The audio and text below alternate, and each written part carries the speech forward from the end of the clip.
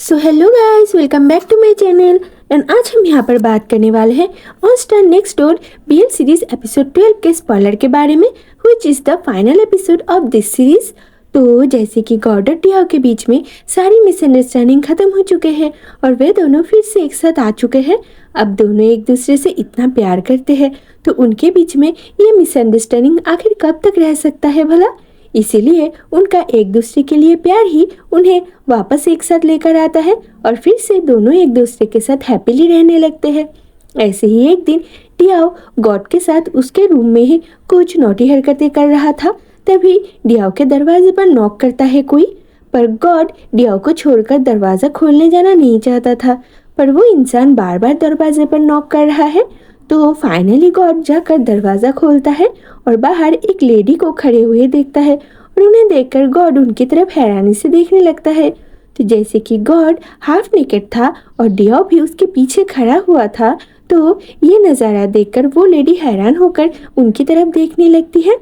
तभी डियाओ उस लेडी को मॉम कहकर पुकारता है और ये सुनकर गॉड थोड़ा सा ऑकवर्ड फील करता है, क्योंकि उसे लगता है कि डियाओ के मॉम के सामने उसका फर्स्ट इम्प्रेशन बिल्कुल भी अच्छा नहीं हुआ। तो वो जल्दी से रूम में अंदर जाकर एक टी शर्ट पहन लेता है और डियाओ भी अपने मॉम को घर के अंदर बुलाता है। तो डियाओ के मॉम डियाओ को गॉड के साथ देखकर समझ जाती है कि गॉड डियाओ का बॉयफ्रेंड है, इसलिए उन्हें गुस्सा आ जाता है और वो गुस्से से डियाओ से पूछती है, तुमने फिर से किसी को अपना बॉयफ्रेंड बना लिया है और तुमने मुझे इस बारे में कुछ भी नहीं बताया, तुम कुछ ज़्यादा ही लायक नहीं हो गए हो। अब अपने मॉम की ये सब बातें सुनकर डियाओ उन्हें कहता है, आपने कभी मुझे समझा ही नहीं, तो मैं आपको क्या बताता। क्या आप समझते हैं मुझे क्या चाहिए? एक पापा ही थे जो मुझे समझते थे और अब दादाजी है, पर आपने ना कभी मेरे पास आने की कोशिश किया है और ना कभी मुझे अपने पास आने दिया है। अब डियाओ की ये सब बातें सुनकर डियाओ की मॉम को बहुत ही बुरा फील होता है, पर वो तभी के लिए डियाओ से कुछ नहीं कहती। अब यहाँ पर हमें डियाओ के बचपन का कुछ सीन दिखाया जाता है, जहाँ पर डियाओ का अपने दादाजी के साथ इंटरेक्शन दिखाया जाता है और उसके मॉम का भी डियाओ को लेकर जो ओपिनियन है वो भी दिखाया जाता है। पर यहाँ पर डियाओ के दादाजी बहुत बीमार हो जाते हैं और उन्हें हॉस्पिटल में एडमिट किया जाता है। तो डियाओ को जब इस बारे में पता चलता है तो वो बहुत ही ज़्यादा घबरा जाता है और इस वक्त पर गॉड डियाओ का हौसला देता है और उसे संभाल लेता है और डियाओ को अपने साथ हॉस्पिटल लेकर जाता है। तो डियाओ अपने दादाजी को गॉड से ये कहकर इंट्रो करवा देता है कि गॉड उसका बॉयफ्रेंड है। अब डियाओ की ये बात सुनकर उसके दादाजी बहुत खुश होते हैं और बहुत ही ज़्यादा रिलैक्स फील करते हैं, क्योंकि डियाओ के इंट्रोवर्ट नेचर की वजह से डियाओ को लेकर वो हमेशा ही फिक्रमंद रहती है।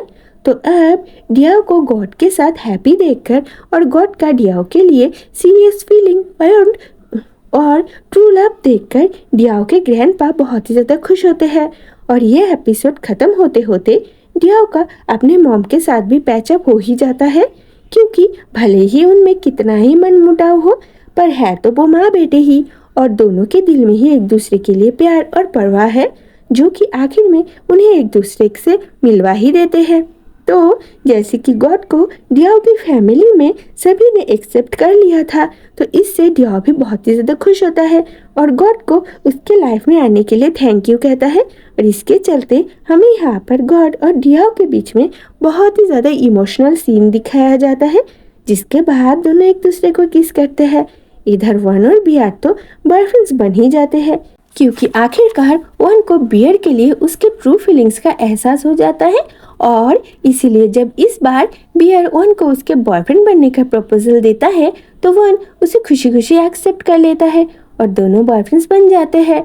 और इस हिसाब से और इस न्यूज़ से उनके दोस्त भी बहुत ही हैप्पी होते हैं, क्योंकि बियर बहुत दिनों से वन से प्यार करता है, पर वन ही है जो अपने फीलिंग्स को कैलकुलेट नहीं कर पा रहा था। पर अब सब कुछ ठीक हो चुका है, तो सभी एक साथ बहुत ही ज़्यादा खुश हो जाते हैं और इसी के साथ इस सीरीज़ की हैप्पी एंडिंग हो जाता है। ओके गाइस, आज के स्पॉइलर में बस इतना ही। तो मिलता है अगले वीडियो में किसी और नए रियल स्पॉइलर के साथ। तब तक के लिए बाय बाय दोस्तों।